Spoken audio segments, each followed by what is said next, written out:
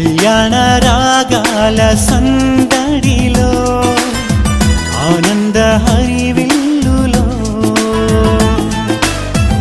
మల్లెల పరిమళ చల్లులలో కోయిల గానాలలో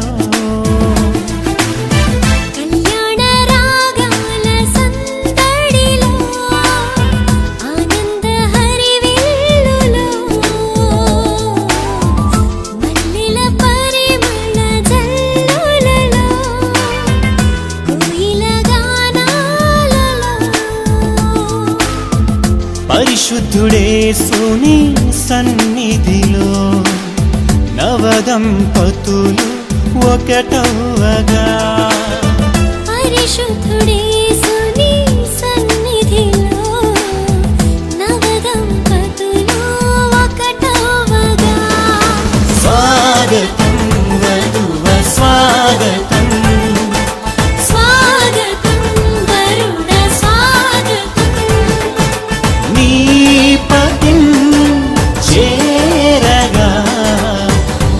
వధువా స్వాగతం నీ సతి చేరగా నవవరుడా స్వాగతం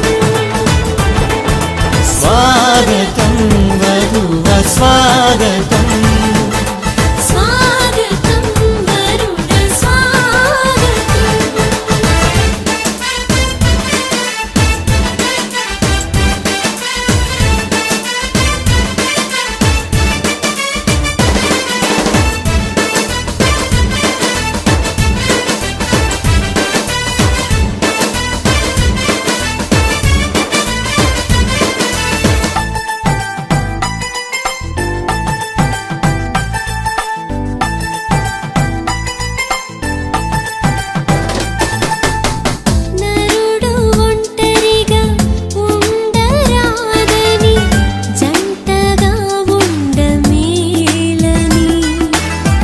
ఇరువురి కలయిక దేవుని చిత్తమై ఒకరికి ఒకరు నిలవాలని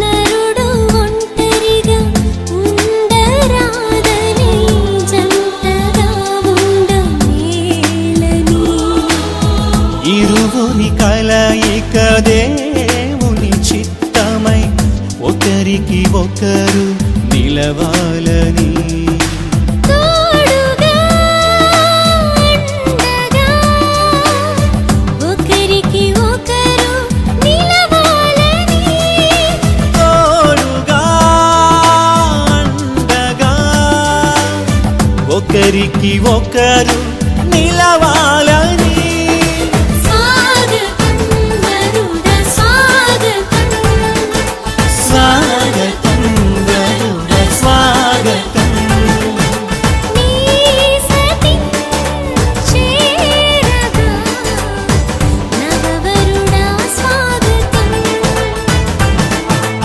నీ పతిం చేరగా నవవధువా స్వాగతం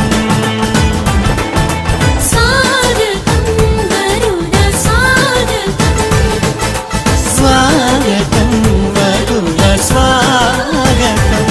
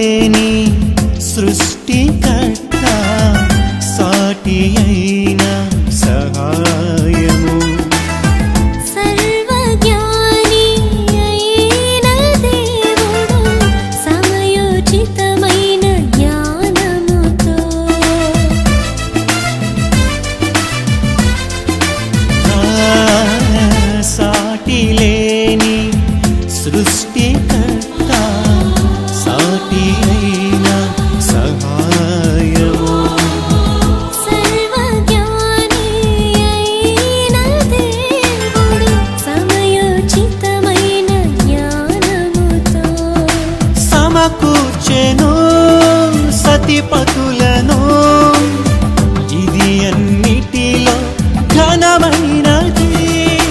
సమకూర్చెను సతిపతులను ఇది అన్నిటిలో ఘనమైనది.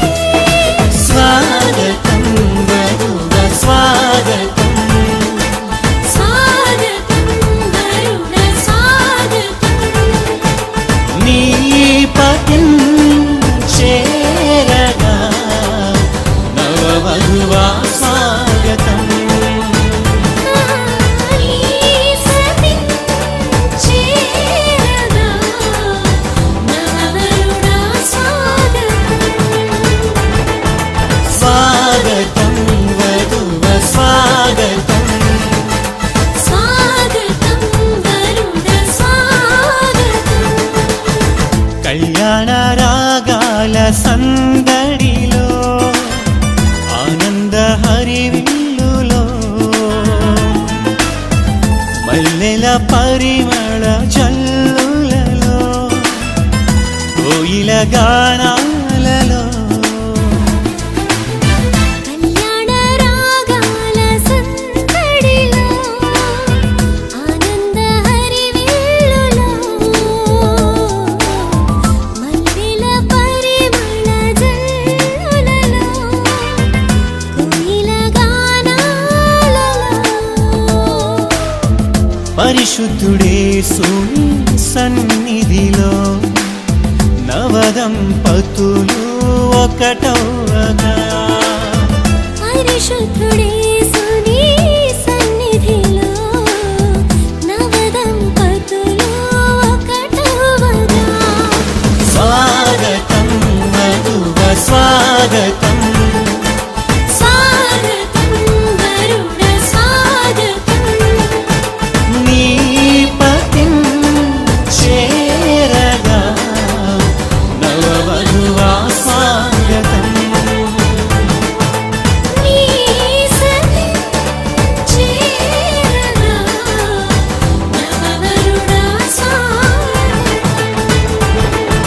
స్వాగతం వధువ స్వాగతం, స్వాగతం వరుణ స్వాగతం.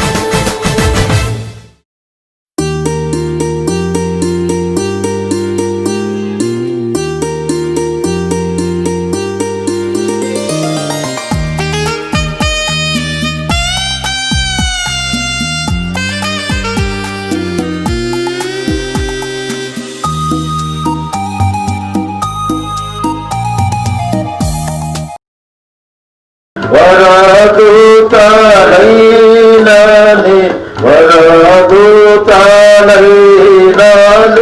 వాణి ప్రజలాగుణాత్మ పరమూలెడునాత్మ పరమానంద ప్రేమ పరమానంద ప్రేమ పరమానంద ప్రేమ పాతుల కిడుమా పరిశుద్ధ పరిశుద్ధ పరిశుద్ధ ప్రభువ వరదూతలైనాని వాణి పగలరా. This is the day that the Lord has made, that the Lord has made. We will rejoice and be glad in it, and be glad in it. This is the day that the Lord has made, that the Lord has made.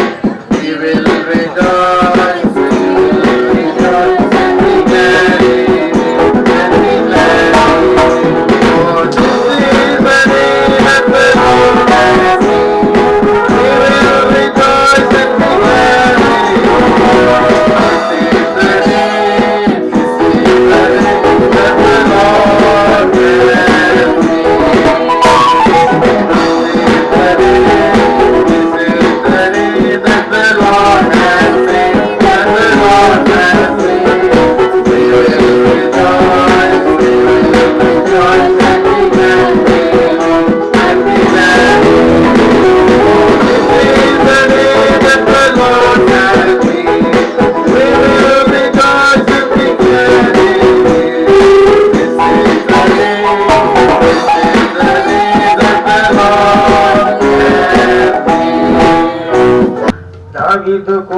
కుమారుడా నన్ను దాటిపోకయ్యా నజరేతువాడ నన్ను విడిచిపోకయ్యా నీవు తప్ప లోకములో ఎవరున్నారయ్యా నీవు తప్ప నాలో ఎవరికి సోటే లేదయ్యా నీవు తప్ప లోకములో ఎవరున్నారయ్యా నీవు తప్ప నాలో ఎవరికి సోటే లేదయ్యా బుద్ధివాడినయ్యా నా కనులు తెరవవా మోగవాడినయ్యా నాకు స్వరము నీయవా బుద్ధివాడినయ్యా నా కనులు తెరవవా మోగవాడినయ్యా నాకు స్వరము నీయవా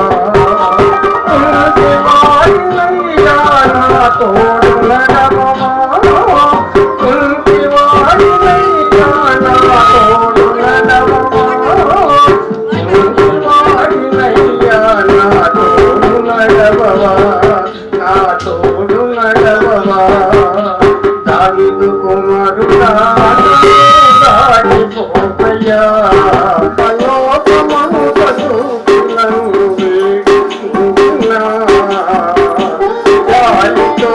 నన్ను చేరదీశావయ్యా ఒంటరినయ్యా నా తోడు నీడవా ఒంటరినయ్యా నా తోడు నీడవా ఒంటరినయ్యా నా తోడు నీడవా నా తోడు నీడవా దావీదు కుమారుడా నన్ను దాటిపోకయ్యా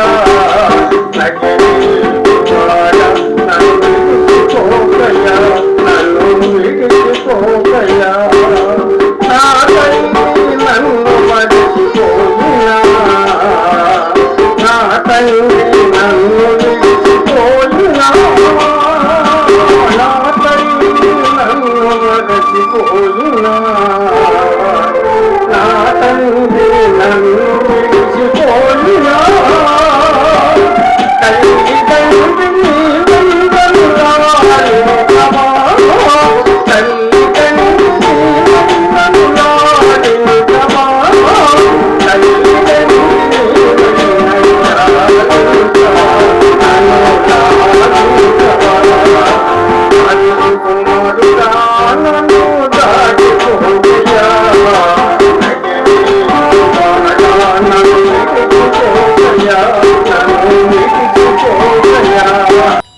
ఆశ్రయము నీవేనయ్యా ఆధారము నీవేనయ్యా ఆశ్రయము నీవేనయ్యా ఆధారము నీవేనయ్యా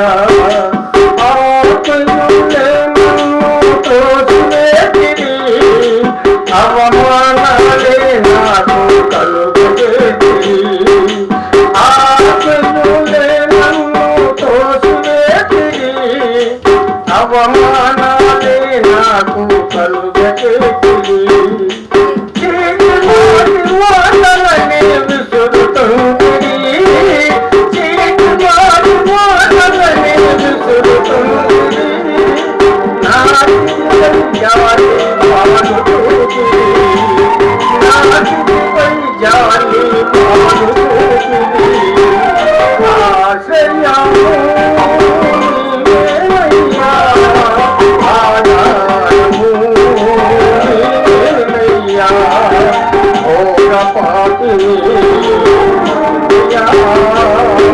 గొప్ప దేవుడా యేసయ్యా ఓర పాపిని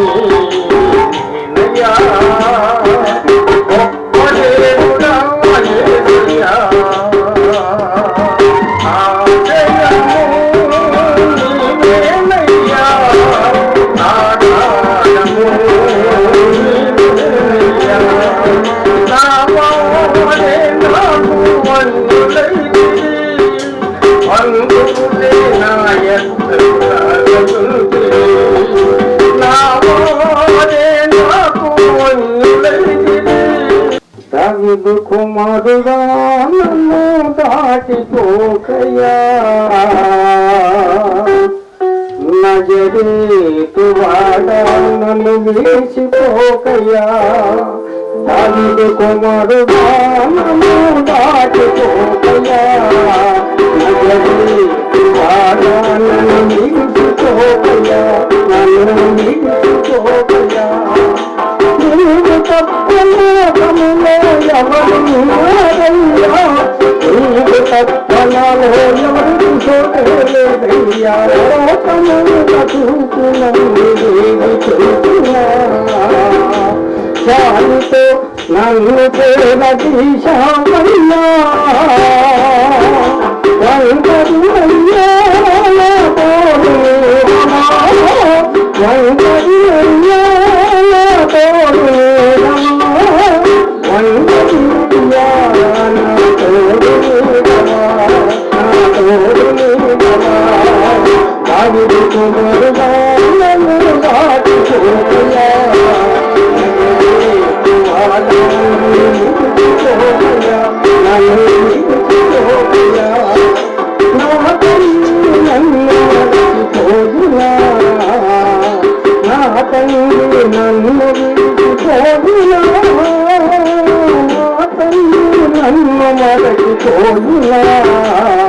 కృప తప్ప వేరొకటి లేదయా నీ కృప తప్ప వేరెవరు యేసయ్యా కృప తప్ప వేరొకటి లేదయా నీ కృప తప్ప వేరెవరు యేసయ్యా కృపయే కదా ఆశ్రయము నీ కృపయే కదా పరవశము కృపయే కదా ఆశ్రయము నీ కృపయే కదా పరవశము నిలువునరేగిన తుఫానులో నడిపెను నిలిపెను నీ కృపయే నిలువునరేగిన తుఫానులో నడిపెను నిలిపెను నీ కృపయే నా ఎడల చెలరేగే నీ కృపయే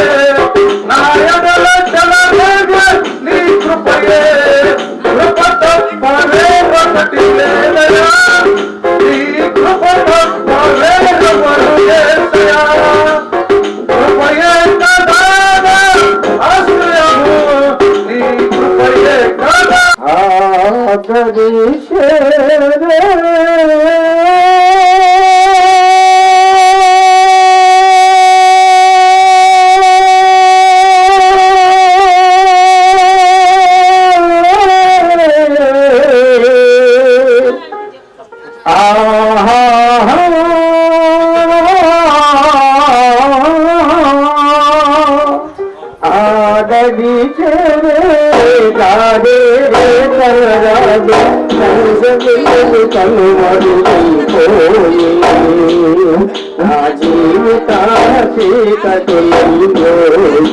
సుమధుర స్వరముల గానాలతో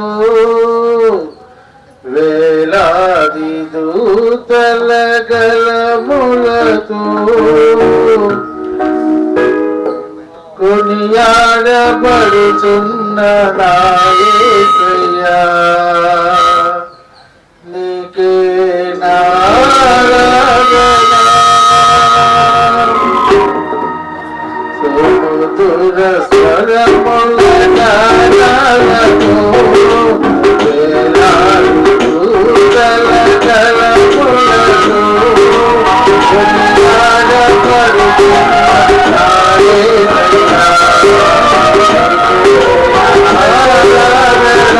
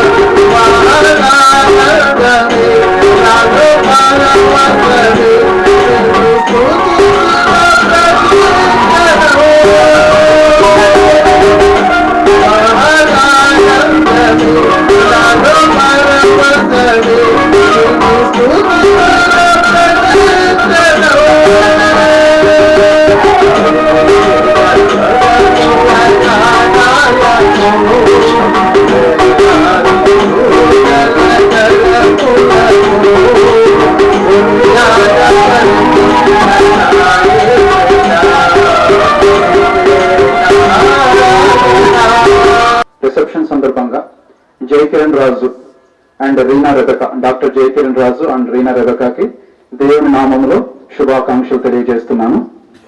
నేను యాక్చువల్గా గ్రీటింగ్స్ అనుకొని రెడీ అవుదాం అనుకున్నాను, కానీ బాబాయ్ చిన్న మెసేజ్ లాగా మాట్లాడమంటే రెండింటిని కలుపుకొని చెప్దామని ప్రిపేర్ అయ్యాను. సో ఇక్కడ ఏంటంటే before I start with word of introduction about our family. మా తాతగారు కొనతం సంగీతరావు గారికి 5 కుమారులు 1 కుమార్తె. మా మొదట కె సత్యవర్ధన్ రాజు గారు, ఆయన ఢిల్లీలో ఉంటారు. రెండో ఆయన ఐజక్ రవీంద్రబాబు గారు. మూడవది మా డాడీ సెల్వరాజు గారు. 4 అత్తయ్య కస్తూరిదేవి గారు. 5 జయరాజు బాబాయ్ మా చిన్నాన్న.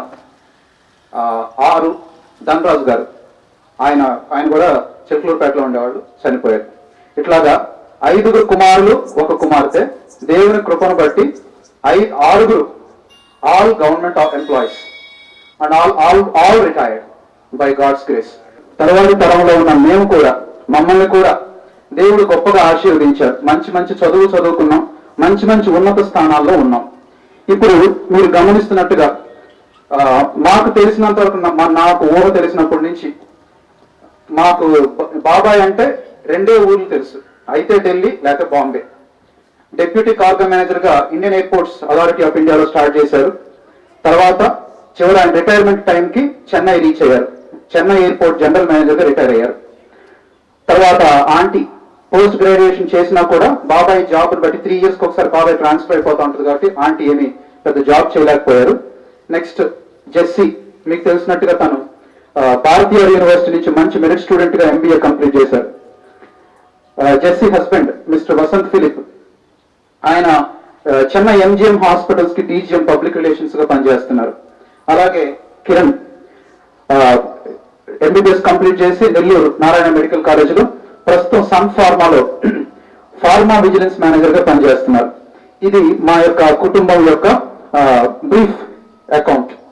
అట్లాగే నేను విన్న దాన్ని బట్టి ఏనారక కూడా మంచి ఫ్యామిలీ నుంచి వచ్చారు విన్నాను. ఆమె యొక్క ఫాదర్ కూడా రిటైర్డ్ గవర్నమెంట్ డాక్టర్ అని విన్నాను. అలాగనే ఆమె సహోదరులు 2 అక్కలను, వాళ్ళిద్దరు కూడా మంచి చదువుకొని బాగా సెటిల్ అయ్యారని విన్నాను.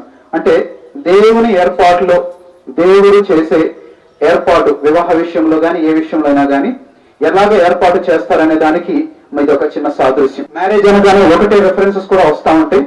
కాకపోతే నేను విన్నదాన్ని, నేను గమనించుకొని, నేను నేర్చుకున్న దాని విషయంలో కొన్ని విషయాలు మీ ముందు పెట్టాలనుకుంటున్నాను. ఎక్కువసేపు మాట్లాడను, ఒక 10-15 minutes. వివాహం అనేది క్రైస్తవుని జీవితంలో ఒక ప్రాముఖ్యమైన ఘట్టంగాని ప్రముఖమైన ఘట్టంగా గాని వివరించబడింది.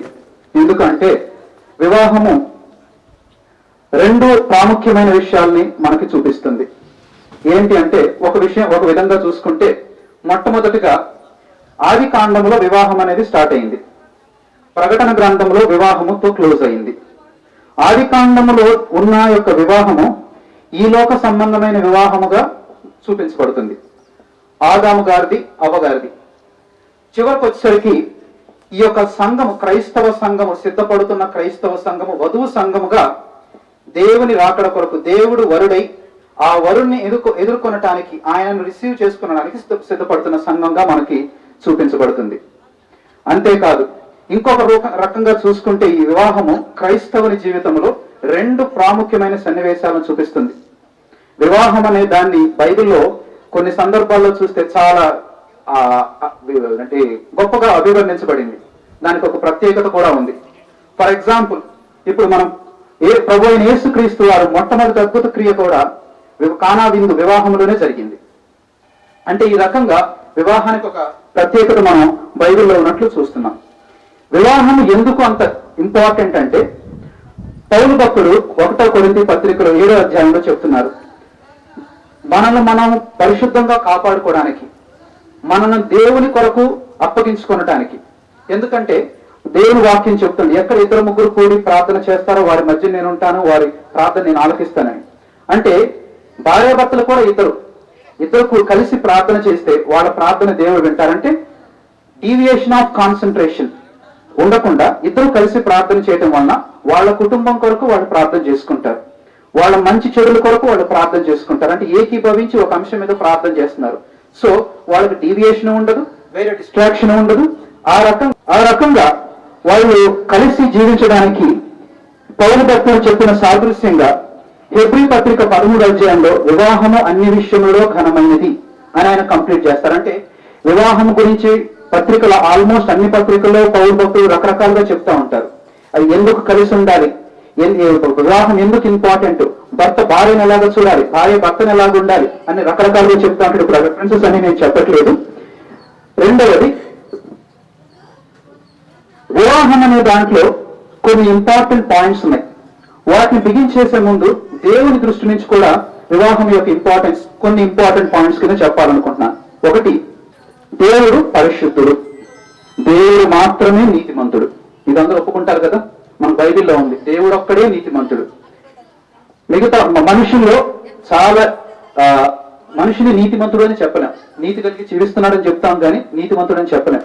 ఎందుకంటే మనం ఎన్ని తప్పులు చేసామో తెలుసు, మనం ఎన్ని పాపాలు చేసామో తెలుసు, ఎన్ని రకాల పాపాలు చేస్తున్నామో మనకే తెలుసు, బయటకు ఒప్పుకున్నా ఒప్పుకోకపోయినా.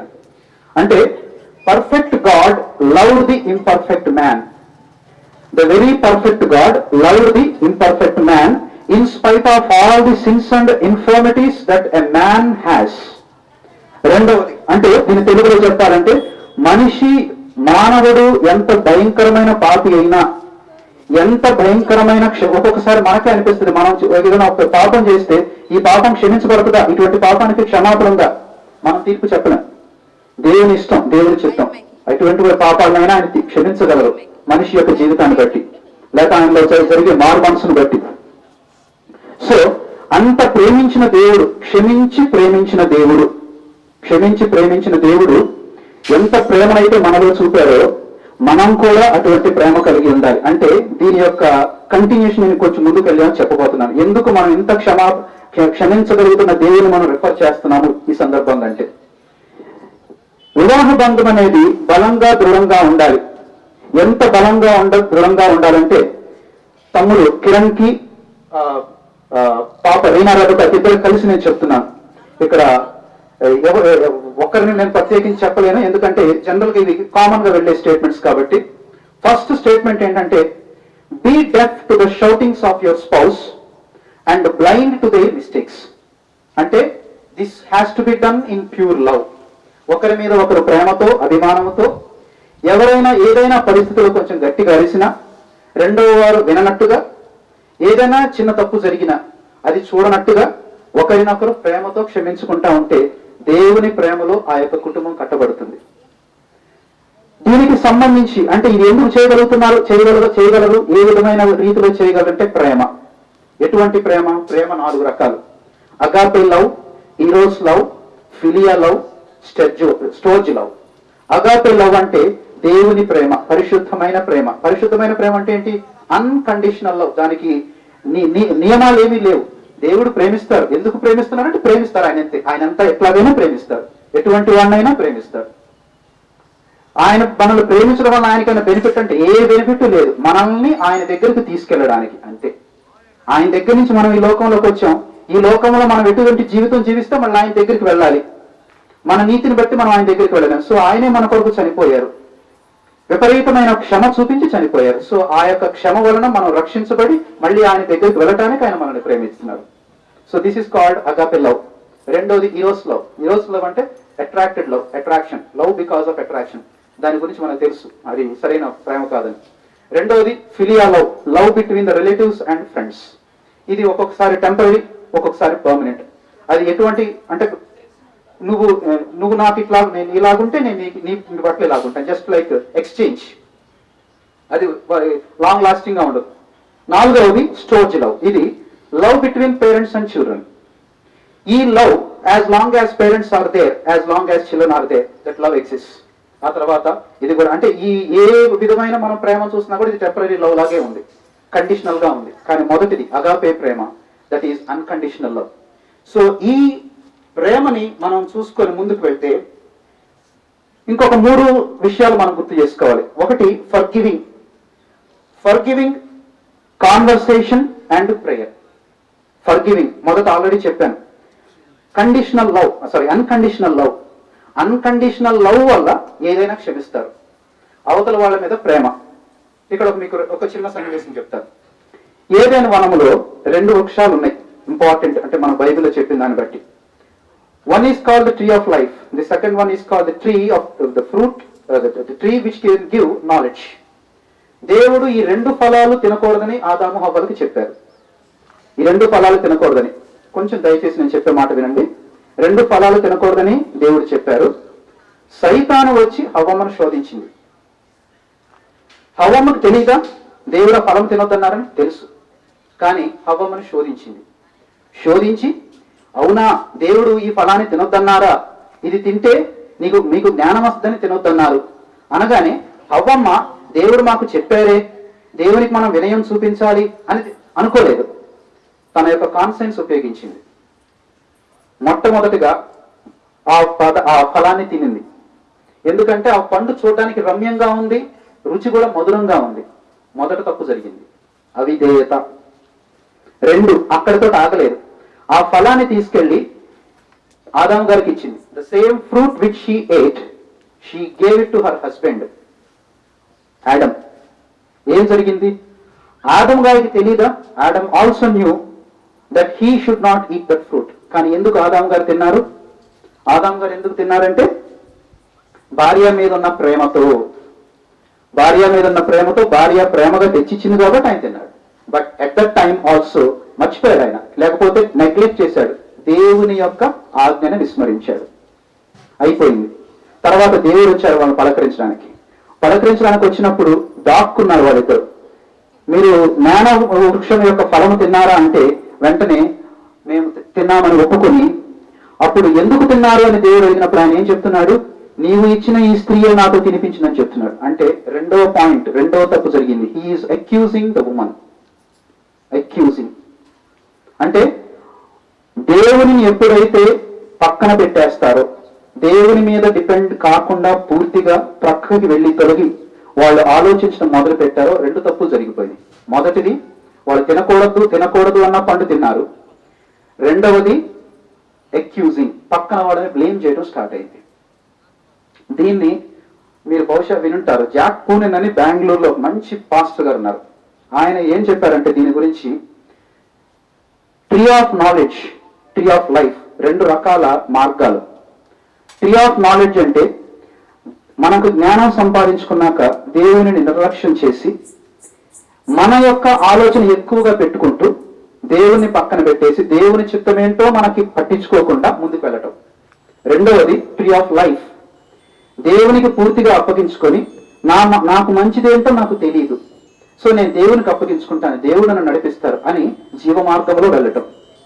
ఇప్పుడు ఆదాము హవ్వలు ఏం సెలెక్ట్ చేసుకున్నారు? ట్రీ ఆఫ్ నాలెడ్జ్ ని సెలెక్ట్ చేసుకున్నారు, దారి తప్పారు.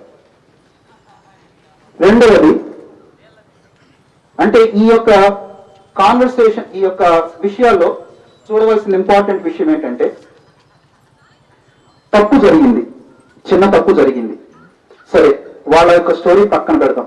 మన జీవితాలు ఇది జనరల్ గా అందరి వైవాహిక జీవితాల్లో జరిగే, ఎవరి వైవాహిక జీవితం కూడా it is not perfect. I'm married 5 years ago. చెప్పాలంటే నేను కొంచెం కోపిష్ఠని అందరూ అంటారు. కొంచెం త్వరగా కూడా నాకు కోపం వస్తుంది. I don't know that I get anger so fast. ఎంత ఫాస్ట్గా వస్తుందో అంత ఫాస్ట్గా పోతుంది. కానీ within a speck of moment 1 or 2 seconds అనకూడని మాటలు అనేస్తాను. అది అవతల వాళ్ళని బట్టి ఉంటుంది. ఫర్ ఎగ్జాంపుల్, నా వైఫ్ మంచిది, she never shouted back at me, this is the truth. She never shouted back at me అంటే ఐఎమ్ నాట్ గ్రేట్, నేను మంచివాడినో లేకపోతే నేను గొప్పనో, నేను ఆమెను డామినేట్ చేస్తున్నానో కాదు. ఆమె నాకు రెస్పాన్స్ ఇవ్వకుండా విధేయత కలిగి ఉంది కాబట్టి our family is going smooth. That is the fact. అంటే ఎవరో ఒకరు దేవుని ప్రేమలో మనం ఎదుగుతూ ఉంటే, దేవుని భయభక్తుల్లో ఉంటే ఒకరు తగ్గాలి. అఫ్ కోర్స్ గ్రాడ్యువల్ గా అబ్జర్వ్ చేసుకుంటున్న పరిస్థితిని బట్టి కానీ నేను కూడా కొంచెం నా యొక్క వయసు పెరుగుతున్న దాన్ని బట్టి కానీ నన్ను నేను బ్యాలెన్స్ చేసుకుంటా కొంచెం కంట్రోల్ చేసుకున్నాను. ఇప్పుడు మేబీ బై గాడ్స్ గ్రేస్ కొంత కోపం కూడా తగ్గిందేమో అనుకుంటున్నాను. అంటే వ్యక్తిగతంగా ఒకరిని చూసి ఒకరు నేర్చుకుంటూ, ఒకరి కొరకు ప్రేమలో ఒకరినొకరు క్షమించుకుంటూ. దీనికి స్టీఫెన్ పాల్ గారు ఒక మెసేజ్ చెప్తా ఒక మాట అన్నారు. భార్య భర్తల మధ్యన 4 ఇంపార్టెంట్ పిల్లర్స్ ఉండాలంట. మొదటిది ఆల్రెడీ మనం డిస్కస్ చేసుకున్నాం, ప్రేమ. రెండవది ఫర్గివ్నెస్, అది కూడా డిస్కస్ చేసాం. మూడవది కాన్వర్సేషన్. ఈ రోజుల్లో కాన్వర్సేషన్ కొంచెం తక్కువైంది. ఉద్యోగాలను బట్టి ఇంటికి లేటుగా వస్తూ ఉంటాం. భార్య భర్తలు ఇద్దరు ఉద్యోగాలు చేస్తూ ఉంటారు. అలిసిపోయి వస్తాం, గబగబా వంట చేసుకోవటం, గబగబా తినేయటం, పడుకోవటం, మళ్ళీ తెల్లవారు లేచి గబగబా మళ్ళీ డ్యూటీస్కి రెడీ అయిపోవటం, వెళ్ళిపోవటం. కాన్వర్సేషన్ తక్కువ అవుతుంది.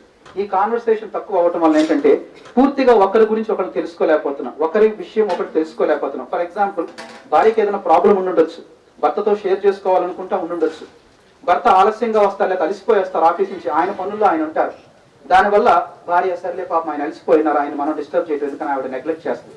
అంటే భార్య యొక్క ప్రాబ్లం భర్త దగ్గర డిస్క్లోజ్ చేసుకోవడానికి సమయం లేకుండా పోయింది. అలాగే రివర్స్, భర్త దగ్గర ఉండొచ్చు. భర్త maybe the husband wants to share something with wife and maybe wife is not having time to listen to. అంటే ఈ రకంగా కాన్వర్సేషన్ సంబంధించిన టైం మిస్ అయిపోతుంది. అదే ఈ కాన్వర్సేషన్ కనుక ఉంటే they can SIT together, they can talk together, they can exchange their thoughts if they have any problem. Because for example, ఇప్పుడు మనం కిరణ్ ని రీనాని తీసుకుంటే, they are now going to start a new family. Reena is separated from her parents, Kiran also is separated from his parents. Now they are going to have their own family, their children. అంటే ఒక ఫ్యామిలీగా వాళ్ళు కట్టబడుతున్నారు, ఒక కుటుంబంగా.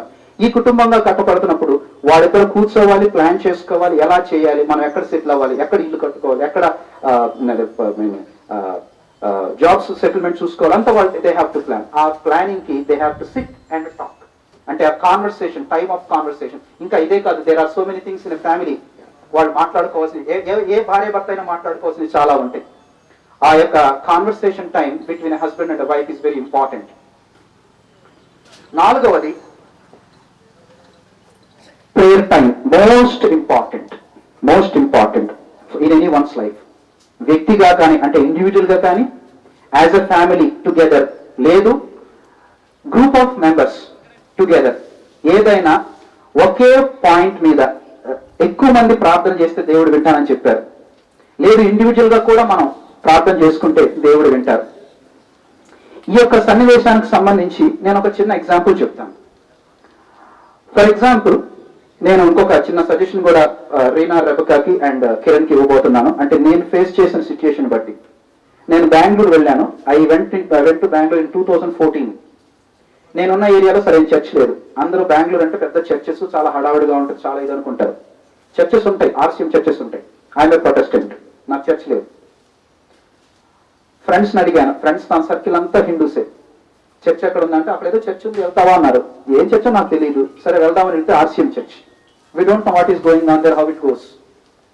రెండవది, it goes mostly in English. English or otherwise Kannada. సరే English అంటే I can manage, Kannada అంటే I can't. So వెళ్ళాను, ఒక ఆదివారం వెళ్ళాను. అది కూడా ఏంటంటే ఇంగ్లీష్ సర్వీస్ జనరల్ గా ఈవినింగ్ ఉంటుందంట. అంటే day time, Sunday day time అంతా వేస్ట్ అయిపోతుంది. సరే వెళ్ళాను. తర్వాత మార్నింగ్ ఇంగ్లీష్ సర్వీస్ ఉంటుంది అన్నారు, మార్నింగ్ వెళ్ళటం మొదలు పెట్టాను. 1 అవర్ లో చర్చ్ సర్వీస్ కన్వీనియంట్ మొత్తం అయిపోతుంది. జనరల్ గా ప్రొటెస్టెంట్స్ ఏంటంటే మెసేజ్ వినడానికి వెళ్తారు, అట్లీస్ట్ ఒక హాఫ్ అన్ అవర్ వింటేనే తృప్తిగా ఉంటుంది. అక్కడ 20 minutes or 10 minutes message complete చేస్తారు. చాలా రొటీన్ గా అయిపోతా ఉంటుంది, అయిపోయి వెళ్ళిపోతుంది. 1.5 years అలాగే స్ట్రగుల్ అవుతా ఉన్నాను. కొన్నిసార్లు వెళ్ళబుద్ధి అయ్యేది కాదు, వెళ్ళేవాడిని కాదు. తర్వాత ఒక గుడ్ ఫ్రైడే నేను ఇంటికి రావడం కుదరలేదు, గుంటూరు రావడం కుదరలేదు. But I have to be in the church. I thought like I should be there in the church, I should go. ఎక్కడో చోట చర్చ్ అది వెతుక్కోవాలనుకున్నాను. దేవుడి దయ వల్ల, ఈ గూగుల్ వల్ల మనకు ఒక మేలు జరుగుతుంది, ఎక్కడ ఏమన్నా తెలుస్తుంది. వెతికాను తెలుగు చర్చెస్ ఇన్ బెంగళూరు. వెతగ్గా నేనున్న ప్రాంతానికి ఒక 18 kilometers దూరంలో, సిటీలోనే ఒక చర్చ్ ఉంది, Telugu church, CSI Telugu church. అక్కడికి వెళ్ళాను. అది ఆ రోజు వెళ్ళటం కూడా కొంచెం వెతుక్కుంటా గంట ముందు బయలుదేరి వెళ్తే 3వ మాటకో 4వ మాటకో నేను రీచ్ అయ్యాను చర్చ్ దగ్గరికి. ఆ చర్చ్కి ఆ రోజు వెళ్ళటం మొదటి దగ్గర నుంచి దేవుని కృపను బట్టి ఈ రోజు వరకు ఆ చర్చ్కి వెళ్తున్నా. ఇప్పుడు నేనున్న ఇంటికి ఆ చర్చ్కి 22 kilometers దూరం, ఇంకొంచెం దూరం వచ్చేది. అంటే ఎందుకు చెప్తున్నానంటే, దేవుని సన్నిధిని మనం ఒక చోట అలవాటు అయిన తర్వాత, ఆ పాస్టర్ గారు తెలుగు ఆయన, తెలుగు సర్వీస్ జరుగుతుంది ప్రతి ఆదివారం, ఇంగ్లీష్ సర్వీస్ జరుగుతుంది. 5 చర్చెస్ ఉన్నాయి, సిఎస్ఐ చర్చెస్ బెంగళూరులో. నేను వెళ్ళే చర్చ్ ఒక చర్చ్. అంటే దేవుని వాక్యం ఒకసారి మనం వినటం అలవాటు పడ్డాక ఒక దాన్ని ఏమంటారు సహవాసానికి అలవాటు పడ్డాక అది మన జీవితం ఉండాల్సిందే. నేను కూడా ఇప్పుడు సజెస్ట్ చేసేది ఏంటంటే రేనారకి కిరణ్కి ఏదో ఒక మంచి చర్చ్ చూసుకోండి, go to that church continuously. ఎందుకంటే ఆ పాస్టర్ గారికి మీరు ఎవరో తెలుస్తుంది, మీ గురించి ఆయన ప్రార్థన చేస్తారు. మీరు ఒక ఫ్యామిలీగా ఆ చర్చ్లో ఎన్రోల్ అవ్వండి. పాస్టర్ గారికి మీరు ఎవరో తెలియపరచుకోండి, మా పరిస్థితి ఇది. పాస్టర్ గారిని మీరైతే invite him to your house for continuous fellowship. ఆ రకంగా మనం సంఘంలో ఒక భాగం అవుతాం. మన వాక్యం వినటాన్ని బట్టి మనకున్న ఇంట్రెస్ట్ బట్టి వేరే చర్చెస్ కూడా వెళ్ళొచ్చు. బట్ ఒక ప్రైమరీగా ఒక చర్చ్లో ఉండటం మనకు ప్రాముఖ్యత. నేను చాలా ఫీల్ అయ్యాను. ఇప్పుడు నేను ఉన్నాయి బెంగళూరు చాలా చర్చెస్ ఉన్నాయి, మంచి మంచి మెసేజ్లు ఇస్తారు. కానీ I'm habituated to going to that church. అక్కడ మెసేజెస్ కూడా బాగుంటాయి అనుకుంటే అది వేరే విషయం. అంటే దేవుని సహవాసం మనకు ఉండాలి. ఇది ఉన్నప్పుడు ఏంటంటే ప్రేయర్ఫుల్నెస్, టుగెదర్నెస్, కూర్చొని మనం ప్రేయర్ చేసుకోవడం ఒకరికొకరు సహవాసంగా. రెండవది ఇంకొక చిన్న సజెషన్ చేస్తున్నాను, probably they might be doing it already. మరొకసారి నేను జ్ఞాపకం చేస్తున్నాను, తెల్లవారుజామున ప్రార్థన మోస్ట్ ఇంపార్టెంట్. నా బాబాయ్ ఆంటీ ఆల్రెడీ తెల్లవారుజాము లేచి ప్రేయర్ చేస్తారు, పాటలు పాడతారని చుట్టుపక్కల వాళ్ళ ద్వారా నాకు తెలిసింది. అది మోస్ట్ ఇంపార్టెంట్. ఎర్లీ మార్నింగ్ అందరూ జనరల్గా ఏంటంటే సాయంత్రం ఫ్యామిలీ ప్రేయర్ అనగానే సాయంత్రం స్టార్ట్ చేస్తారు. భోజనం చేసేసినాక పూర్తిగా అయిపోయినాక ఇక పడుకునే ముందు ప్రార్థన చేసుకొని పడుకుంటారు. దానికంటే అది కూడా మంచిదే, కృతజ్ఞత. ఆ రోజు దేవుడు అంతా చేసిన దానికి కృతజ్ఞత చెప్పుకుంటాం. కానీ submit yourself, start your day with a word with God. Begin your day. SR Manohar అని ఒక ప్రసంగికు చెప్తున్నారు, begin your day, look to Jesus and begin your day. Look to Jesus. నువ్వు ప్రార్థన చేస్తావా ప్రార్థన చేయవని తన secondary. Look to Jesus and begin your day. Your day would be fruitful and joyful. ఈ సన్నివేశంలో నేను వివాహం గురించి ఒక్కొక్క 2 పాయింట్లు చెప్పి ముగించేస్తాను. Number 10 in marriage is considered to be important to some extent in Bible. ఎందుకు అంటే ఈ నంబర్ 10 గురించిన 4 ఎగ్జాంపుల్స్ ఉన్నాయి. 2 పాత నిబంధనలో ఉన్నాయి, 2 కొత్త నిబంధనలో ఉన్నాయి. 4 కూడా పెళ్లి విషయమయ్యే ఉంటాయి. మొట్టమొదటిది ఆది కాండం 24వ అధ్యాయం. అబ్రహాం గారు తన వృద్ధ వయసులో కుమారుడికి భార్యను చూడలేనప్పుడు తన మొదటి సేవకుడు లేదా ప్రథమ సేవకుడు ఎలియాజర్ని పిలిచి ప్రమాణం చేయించుకొని, ఈ చుట్టుపక్కల ఉన్న కన్యకలు ఎవరిని నా కొడుకు భార్యగా తీసుకురావద్దు, నా సొంత జనుల దగ్గరికి వెళ్ళి నా కుమారునికి ఒక భార్యను తీసుకురా అంటే ఎలియాజర్ గారు బయలుదేరి వెళ్తారు నాహోర్ పట్టణానికి. అక్కడికి వెళ్ళినప్పుడు ఆయన ఎలాగ వెళ్ళారు, మంచి బహుమతులు అన్ని తన యజమానుడి దగ్గర ఉన్న కలెక్ట్ చేసుకొని 10 ఒంటెల మీద తన యొక్క సామానంతా మోసుకొని వెళ్ళారు. గుర్తుపెట్టుకోండి, 10 ఒంటెలు. రెండవది, ఆయన నాహోర్ పట్టణం దగ్గరికి వెళ్ళి ఆ పట్టణంలో ప్రవేశించక ముందు ఒక చిన్న ప్రార్థన చేసుకున్నాడు. దేవా, నాకు కావాల్సింది ఇది. నేను ఇక్కడ కూర్చొని ఒక బావి దగ్గర కూర్చొని నేను ఇక్కడికి వచ్చే కన్యకలను చూస్తాను. నేను ఏ కన్యకనైతే నీళ్లు అడిగినప్పుడు ఆమె నాకు మాత్రమే నీళ్లు ఇవ్వకుండా నా ఒంటిలకు కూడా నీళ్లు పెడతానంటదో ఆమె నువ్వు నా యజమానుడికి చూపించిన భార్య అనుకొని నేను కన్ఫర్మ్ చేసుకుంటాను అని అంటారు. దానికి ఎగ్జాక్ట్ గా ఆయన ప్రార్థన ముగించక ముందే రెబెకా అక్కడికి వచ్చి నీళ్లు చేరుకుంటున్నప్పుడు ఎలియాజరు ఆమెను అడుగుతాడు, అమ్మా నాకు నీళ్ళు ఇస్తావా అంటే ఆమె ఏం చెప్తుంది, నీకు మాత్రమే కాదు నీ ఒంటెలకు కూడా నీళ్ళు ఇస్తానంటది. ఎన్ని ఒంటెలండి? 10 ఒంటెలు. అప్పుడు ఎలియాజరు ఏం చేశాడు, ఆ ప్రార్థన చేస్తున్నప్పుడు ఎలియాజరు ఏం చేశాడు, 10 ఒంటెలను కూడా మోకరింపజేశాడు. 10 ఒంటెలను కూడా మోకరింపజేసి ఆయన ప్రార్థన చేశాడు. 2, ఆమె నీళ్ళు ఇచ్చింది ఆయనకి. నీళ్ళిచ్చినప్పుడు ఆయన కృతజ్ఞతగా ఏం చేశాడు, 10 తులాల బంగారం ఆమెకు బహుమానంగా ఇచ్చారు. 10 తులాల బంగారం. అంటే ఇక్కడ ఈ 2 ఇన్స్టెన్సెస్ మనం చూస్తుంటే ఏం కనబడుతుంది, ఇహలోకపరమైన వివాహ సంబంధం లేకపోతే ఇహలోక సంబంధమైన వివాహం యొక్క కార్యక్రమం. 2 అయిపోయింది. రెబెకా వెళ్ళింది, వాళ్ళ ఇంట్లో చెప్పింది, ఇట్లా నన్ను ఒక ఆయన నీళ్ళు అడిగాడు, నేను నీళ్ళు ఇచ్చాను, ఆయన నాకు ఇట్లా 10 తులాల బంగారం నాకు గిఫ్ట్ గా ప్రజెంట్ చేశారని చెప్పినప్పుడు వాళ్ళు వెంటనే లాబాను ఆమె యొక్క అన్న గబగబా వచ్చి ఈయన తీసుకుని వెళ్ళి ఎవరు ఏంటంటే అప్పుడు వాళ్ళ యొక్క మాటలు ఒకళ్ళొకళ్ళు ఎక్స్చేంజ్ ఆఫ్ వర్డ్స్ లో ఏం జరిగింది, ఆయన అబ్రహాం గారి బంధువు అని తెలిసింది. సో అప్పుడు ఆయన ఏం చేశాడు, వెంటనే దేవా నా యొక్క యజమానుని బంధువుల ఇంటికే నువ్వు నన్ను పంపించినందుకు నీకు వందనాలని స్తోత్రం చెల్లించాడు. అంటే తెలియకుండా ఆయన చేసిన ప్రార్థన. పలానా చోటన్నారని తెలుసు, ఎవరో వ్యక్తిగతంగా బహుశా తెలియకపోయి ఉండొచ్చు. రెండవది, ఎలియాజరు అన్యుడు, కానీ ఆయన యొక్క యజమానుడి ద్వారా ఆయన దేవుని యొక్క గొప్పతనాన్ని తెలుసుకుని ఆయన దేవుడికి ప్రార్థన చేశాడు. అప్పుడు రెబ్కా యొక్క తల్లిదండ్రులు, అమ్మా మేము చిన్నదాన్ని మేము ఉంచుకుంటాము, 10 రోజులు ఉంచుకొని పంపిస్తాము, ఇప్పుడే వెంటనే మీరు అడిగితే పంపించలేమని ఒక 10 రోజులు ఉంచుకుంటామని అడిగారు. 10 రోజులు. అప్పుడు రెబ్కాని అడిగితే రెబ్కా ఏమని చెప్పింది, నేను ఉండలేను, వెళ్ళిపోతాను, ఎందుకంటే ఎలియాజరు వెంటనే వెళ్ళిపోతానని చెప్పాడు, నా యజమానుడు నా కొరకు కంగారు పడతాడు, సో నేను తొందరగా వెళ్ళిపోవాలంటాడు. అప్పుడు 10 రోజులు వండకుండా వెళ్ళిపోయింది. సో ఈ 3 సన్నివేశాల్లో మనం చూస్తే number 10. All in these 3 instances, number 10 stands representing the marriage process in worldly life. రెండవది క్రొత్త నిబంధనలోకి వస్తే ఇంకొక 2 నంబర్ 10s ఉన్నాయి. జూయిష్ కస్టమ్ అంటే యూదుల ఆచారం ప్రకారం ప్రదానం చేయబడిన అమ్మాయికి 10 నాణ్యాలు ఇస్తారు. ఆ 10 నాణ్యాలు నొసటను కట్టుకుంటుంది అమ్మాయి. ఎందుకంటే బై ఎనీ ఛాన్స్ ఆ యొక్క నాణ్యము పడిపోతే లేక పోగొట్టుకుంటే పెళ్లిలో ఆమెను వరుడు నిరాకరించడానికి ఛాన్స్ ఉంది. ఎందుకు అంటే ఆ యొక్క 10 కాయిన్స్ ఆమె అప్పగించాలి. ఇది బైబిల్లో లేదు, నేను ఒక పాస్టర్ గారి దగ్గర విన్నాను. ఇది 10 కాయిన్స్ ఆమె వరుడికి అప్పగించాలి. ఇవ్వకపోతే వరుడు ఏమనుకుంటాడంటే ఈమెకి నేనంటే ఇష్టం లేదేమో, లేకపోతే ఈ యొక్క పెళ్లి చేసుకోవడం నాకు ఇష్టం లేదేమో అని వరుడు రిజెక్ట్ చేయడానికి ఛాన్స్ ఉంది. అందుకని ప్రదానం చేయబడిన దగ్గర నుంచి వివాహం వరకు ఆ అమ్మాయి అవి నొసటను కట్టుకుంటుంది. అవి మిస్ అవ్వకుండా, ఒకవేళ మిస్ అయినా వెంటనే కనపడతాయి. అంటే ఇక్కడ సిద్ధపాటు, దేవుని సంఘం దేవుని రాకడ కొరకు సిద్ధపడుతుంది. సిద్ధపాటు. ఇప్పుడు వధువు కాపాడుకుంటుంది. ఏం కాపాడుకుంటుంది? నాణ్యాలను కాపాడుకుంటుంది. అలాగే మనం కూడా మన సిద్ధపాటుతోటి దేవుని రాకడ కొరకు సిద్ధపడుతూ మన యొక్క పవిత్రతను లేక పరిశుద్ధతను, మన యొక్క ఆత్మీయతను కాపాడుకోవాలి.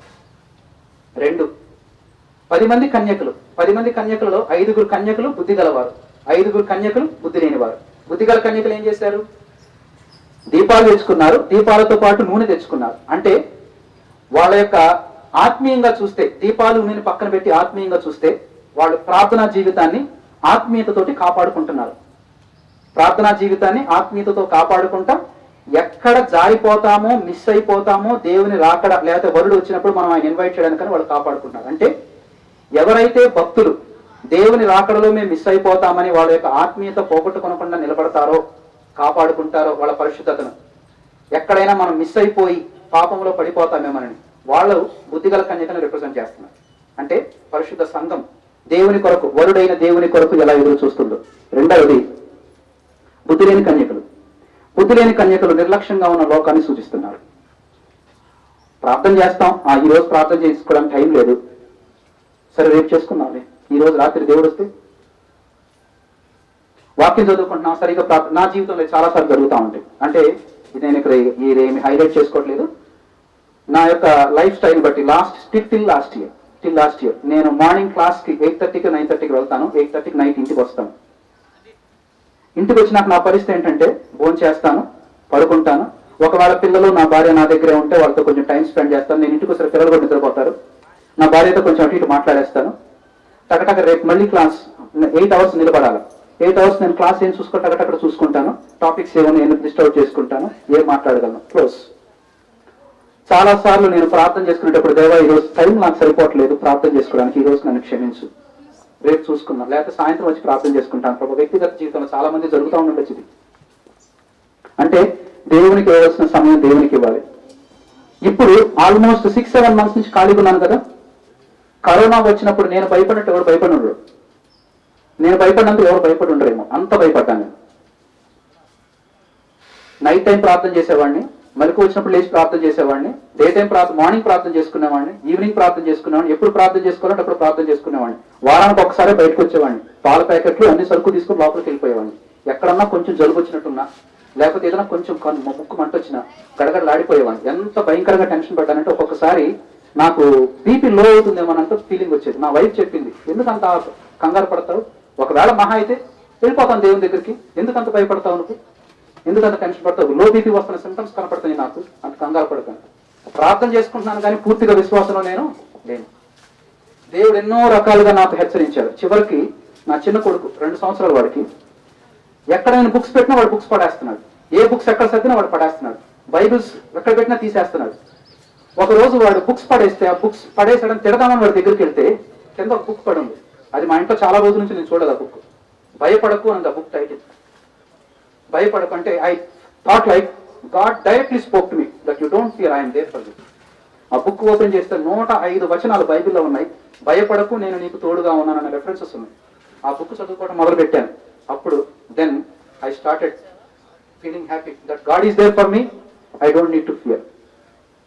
అంటే దేవునితో మనం కలిసి దేవునితో సమయం గడుపుతుంటే ఎలాగ ఉంటుంది జీవితం, దేవునికి దూరంగా ఉంటే మన జీవితం అలాగ ఉంటుంది. So at the out set నేను 2 పాయింట్స్ చెప్పి ముగించేస్తున్నాను. రీనా రెబక అండ్ తమ్ముడు Jai Kiran, keep God before you, let everybody see God in your family, in your life, in everything that you do. ఏ సమస్య రాదు. ఒకవేళ మీకు ఏమైనా అడగాలనిపించింది, కిరణ్ కి రెబకాన్ కానీ రెబక కిరణ్ కానీ ఏదైనా కొంచెం సీరియస్ మ్యాటర్, జస్ట్ ప్రే వర్డ్, దేవా ఇది అడుగుతున్నాను, God will help you in everything, God will settle the matters.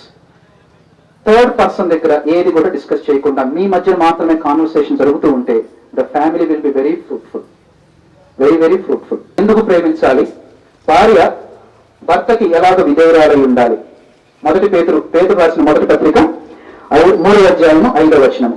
అటువలే పూర్వము దేవుని ఆశ్రయించిన పరిశుద్ధ స్త్రీలను తమ స్వపురుషులకు లోబడి ఉండుట చేత తమ్మును తాము అలంకరించుకొని.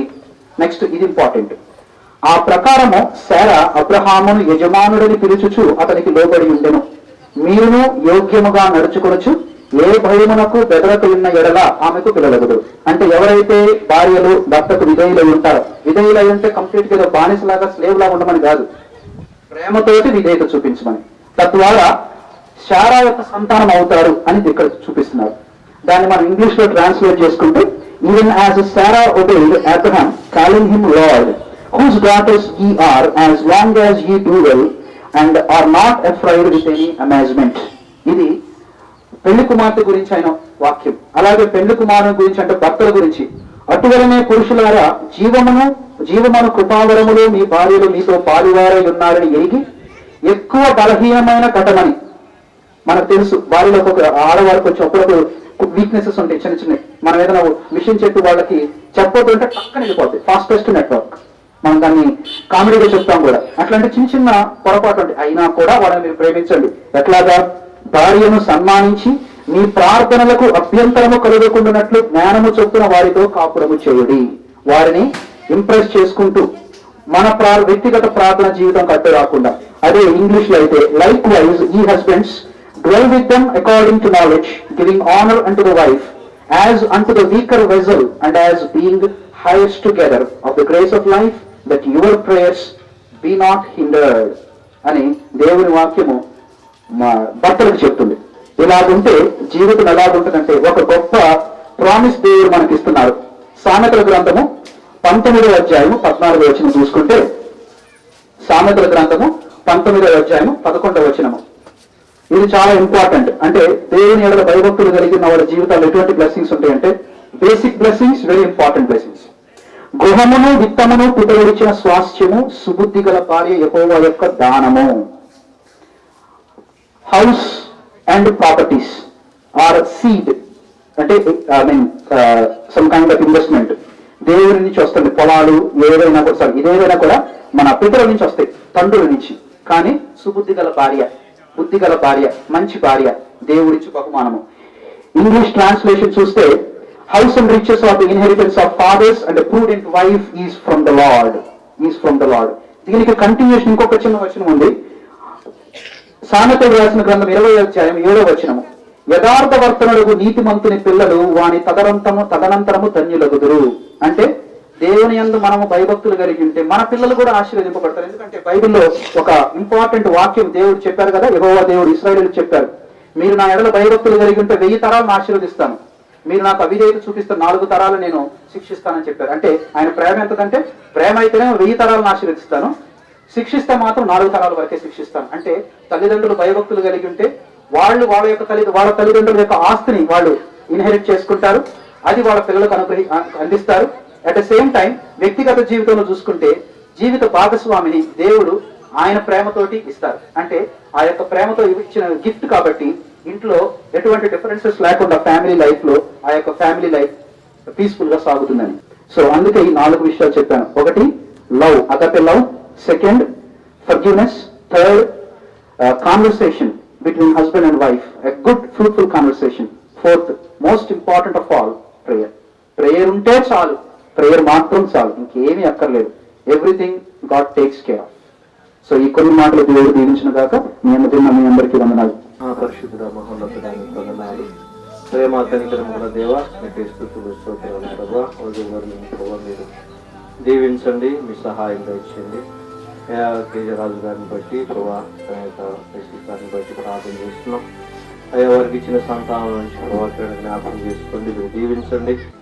ఈ రోజున ప్రభా మీరు ప్రత్యేకంగా ఈ కోడిక జరిగిన విధానం బట్టి నీకు స్తుతులు స్తోత్రం చెల్లిస్తున్నాం. వచ్చిన బిడ్డలను బట్టి వందనాలు. ఇక్కడ జరుగుతున్న పరిచయను బట్టి సంఘబిడ్డ ప్రతి ఒక్కరిని బట్టి నీకు వందనాలు చెల్లిస్తున్నాం తండ్రి. అయ్యా మీరు సహాయం దయచేయండి. జరుగుతున్న భోజనాల్లో కూడా మీరు తోడుగా ఉండి అన్ని విషయంలో మీ కృప దయచేసి అయ్యా మీరే సహాయం దయచేయమని, ఇంకా రావాల్సిన వారంటే దయచేసి అయ్యా ప్రభు ఆతిథ్యానికి ప్రతి ఒక్కరు కూడా వారు ఆతిథ్యం తీసుకోవడానికి సహాయం దయచేసి, దీవించడానికి సహాయం దయచేయమని మరొకసారి మీకు వందనాలు చెల్లిస్తూ, ఈ కోరిక ఎంతవరకు జరిగించిన వందనాలు చెల్లిస్తూ ప్రభావ మీకే స్తుతులు స్తోత్రం చెల్లిస్తూ మా ప్రభువును యేసయ్య నామంలో అడిగి వేడుకొనిచున్నాము తండ్రి, ఆమేన్.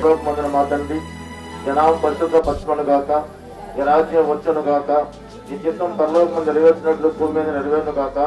మా ఇంటి ఆహారం నేడు మాకు దయచేయము, మా అపరాధం చేసే వారిని క్షమించిన ప్రకారం మా పాలన క్షమించము, ఒకటి శోధనకు దేక దుష్టును తప్పించము. రాజ్యము శక్తియు మహిమయు నిరంతరం మన తండ్రి అయిన దేవుని ప్రేమయు కుమారుడు యేసుక్రీస్తు కృపయు పరిశుద్ధాత్మ అన్యుల సహవాసం నూతనగా జతపరచబడిన దాంపత్య కుటుంబానికి సంఘమునకు కూడి వచ్చిన సర్వాభిలాషులకు ప్రతి ఒక్కరికి ఆయన కృప తోడై ఉంది నిరంతరం ఆశీర్వదించి నడిపించి కాపాడి సంరక్షించునుగాక. ఆమేన్, ఆమేన్.